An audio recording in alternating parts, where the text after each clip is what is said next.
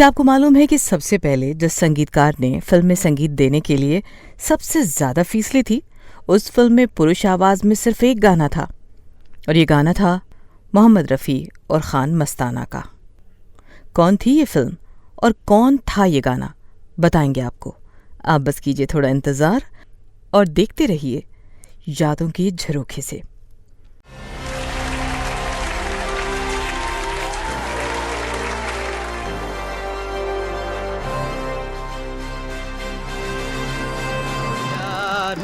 इकरार हुआ है। आपके पाँव देखे, इन्हें जमीन पर मत उतारिएगा। छठी में हारी चलो मान जाओ ना। डॉन का इंतजार तो 11 मुल्कों की पुलिस कर रही है, लेकिन सोनिया गाता चल ओ साथी गुनगुनाता चल।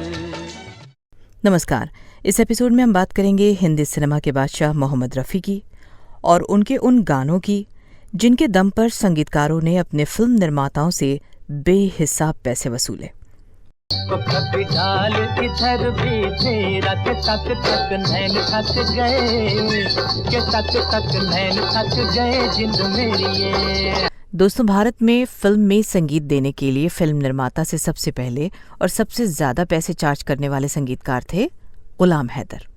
जी हाँ, वही गुलाम हैदर जिन्होंने स्वर कोकिला लता मंगेशकर की सबसे पहले प्रतिभा पहचानी थी और उन्हें बतौर गायिका आगे बढ़ाने के लिए काफी कोशिश की थी। वहीं दिग्गज संगीतकार गुलाम हैदर जिन्होंने विभाजन से पहले हिंदुस्तानियों को एक से बढ़कर एक गाने दिए।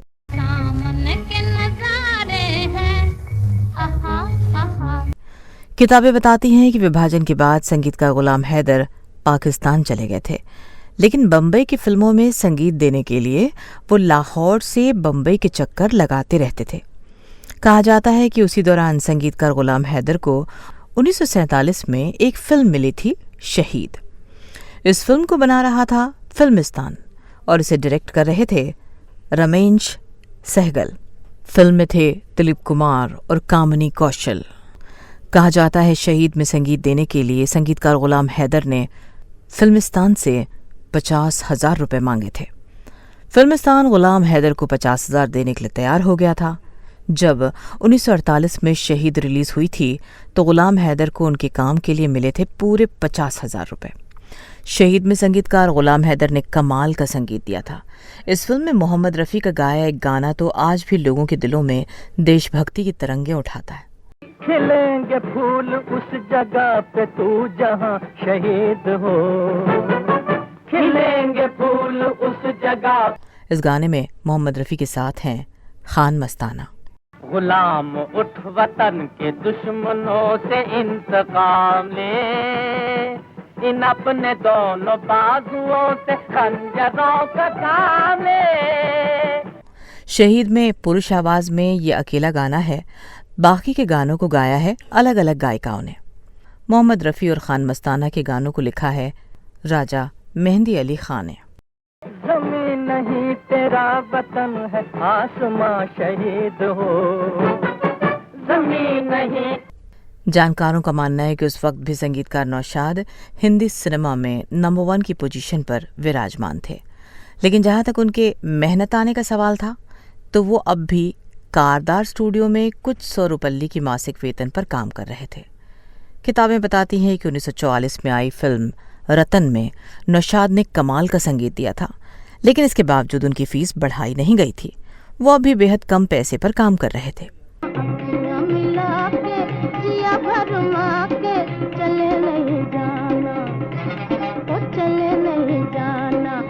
कहा जाता है कि तब संगीतकार गुलाम हैदर ने संगीतकार नौशाद से पूछा था, आपको रतन में इतना जबरदस्त संगीत देने के लिए कितने रुपए मिले थे? नौशाद ने उन्हें बताया था कि फिल्म रतन के लिए उन्हें मात्र 8,000 रुपये दिए गए थे। कहा जाता है कि ये सुनकर संगीतकार गुलाम हैदर ने व्यंग करते हुए कहा था, आप बम्बईया संगीतकार अपनी कीमत नहीं जानते।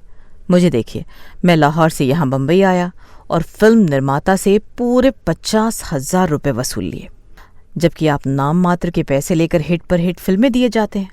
दोस्तों, 1948 में बम्बई में किसी भी संगीतकार की हिम्मत फिल्म निर्माता से बतौर फीस 50,000 रुपए मांगने की नहीं थी।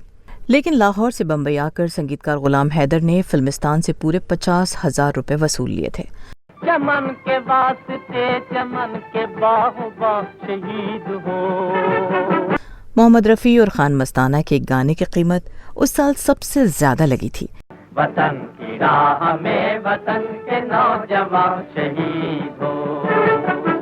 कहा जाता है कि संगीतकार गुलाम हैदर ने फीस वाली बात संगीतकार नौशाद को व्यंग में कही थी, लेकिन नौशाद ने इसे गंभीरता से लिया और जैसे ही 50 के दशक ने दस्तक दी, उन्होंने अपनी फीस प्रति फिल्म 1 लाख रुपए कर दी।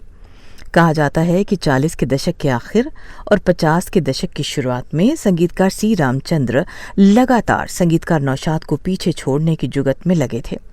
उन्हें गवारा नहीं था कि नौशाद एक फिल्म की 1 लाख रुपए ले और उन्हें मिले उनसे कम।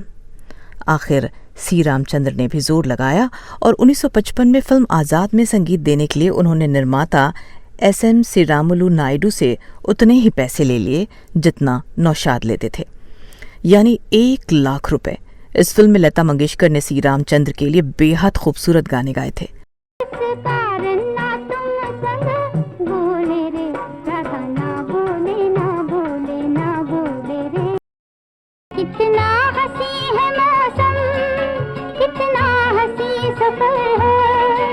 इस गाने में लता मंगेशकर का साथ दिया था खुद सी रामचंद्र ने।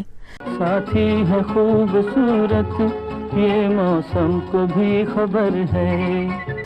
दोस्तों, ये वो दौर था जब संगीतकार OP नैयर अपनी मस्त रोमांटिक धुनों से चारों तरफ हंगामा मचा रहे थे।